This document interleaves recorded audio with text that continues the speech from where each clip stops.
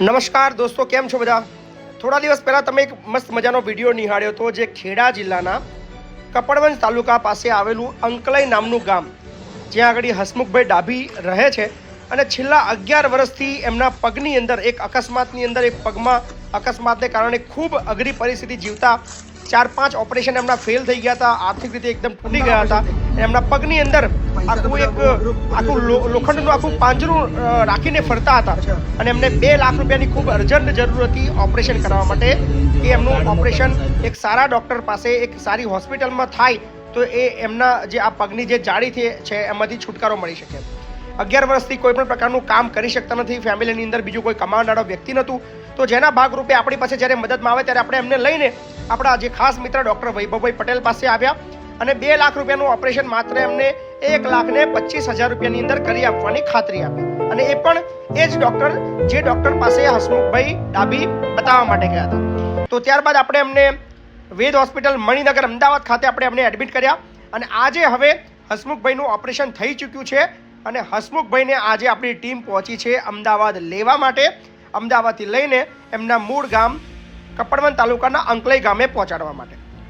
આ કામ માટે આપણે સોશિયલ મીડિયાના માધ્યમથી મદદની આપણે માગણી કરી હતી, જેના થકી આપણને અત્યાર સુધી 85,000 રૂપિયા જેટલું સહયોગ રાશિ આપણને ફેસબુક માધ્યમથી પ્રાપ્ત થયું છે.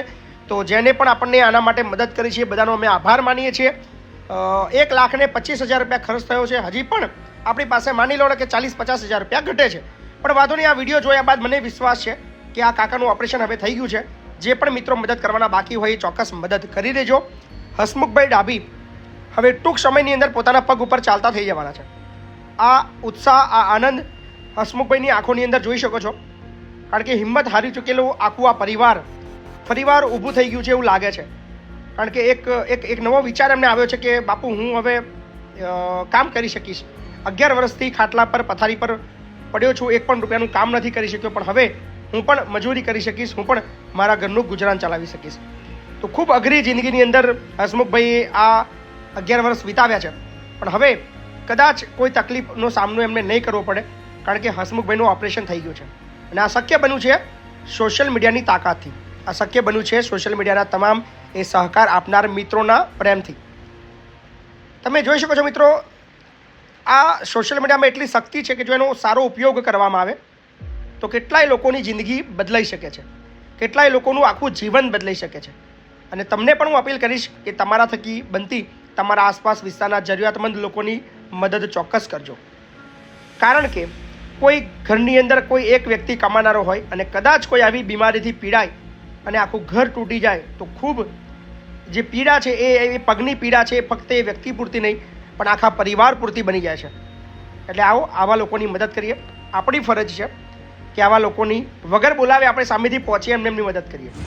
અને કદાચ આ વિડીયો એનું ઉદાહરણ છે, જે જાતિ જોઈને મદદ કરે છે, જે સમાજ જોઈને મદદ કરે છે, જે પૈસાવાળા ગરીબ જોઈને મદદ કરે છે, પણ આ જે પરિસ્થિતિ છે એ માનવતાની મદદ છે. આવો માનવ છીએ, માનવીની મદદ કરીએ. તમારા આસપાસ હજુ કોઈ આવા વ્યક્તિઓ હોય તો એની જાણ અમને કરજો. અમે ચોક્કસ રીતે આવા તમામ લોકો સુધી પહોંચવાની પ્રયત્ન કરીશું અને એને બનતો એ તમામ જે એની તકલીફ છે એ દૂર થઈ શકે એના માટે અમે કામ કરીશું. તો કેવી લાગી અમને આ મદદ કરવાની જે ભાવના છે, એ તો અમને તો આનંદ આવ્યો. તમને કેવી લાગી એ ચોક્કસ કોમેન્ટની અંદર જણાવજો. હસમુખભાઈ હવે ફક્ત 15-20 મિનિટની અંદર ઘરે પહોંચવાના છે અને ફરીવાર એમના પગ ઉપર ઊભા થવાના છે.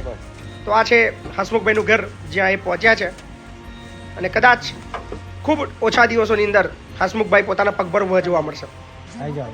તો તમામ લોકોનો આભાર માનીએ છીએ અને આવા તમામ લોકોની મદદ કરવાની અમે ખાતરી આપે છે. જીવનમાં પૈસા જ બધું નથી, પણ કદાચ થોડા ઘણા પૈસાથી કોઈ આખા પરિવારને નવી જિંદગી મળી જાય છે.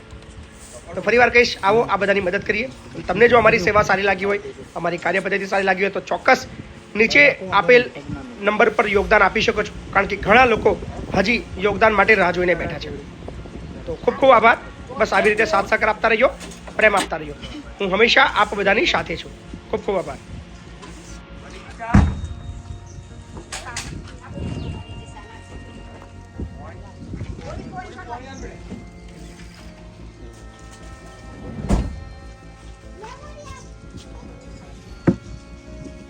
જય માતાજી. મારું નામ હસમુખભાઈ રમણભાઈ ડાભી છું અને મારે તકલીફ હતી અને બાપુએ મને અમદાવાદ હોસ્પિટલમાં લઈ જઈ અને સારી સારવાર કરી અને અઠવાડિયા પછી ઘેર પણ જાતે એમની ગાડી મૂકવા આવી. એમનો ખૂબ ખૂબ આભાર. જય માતાજી.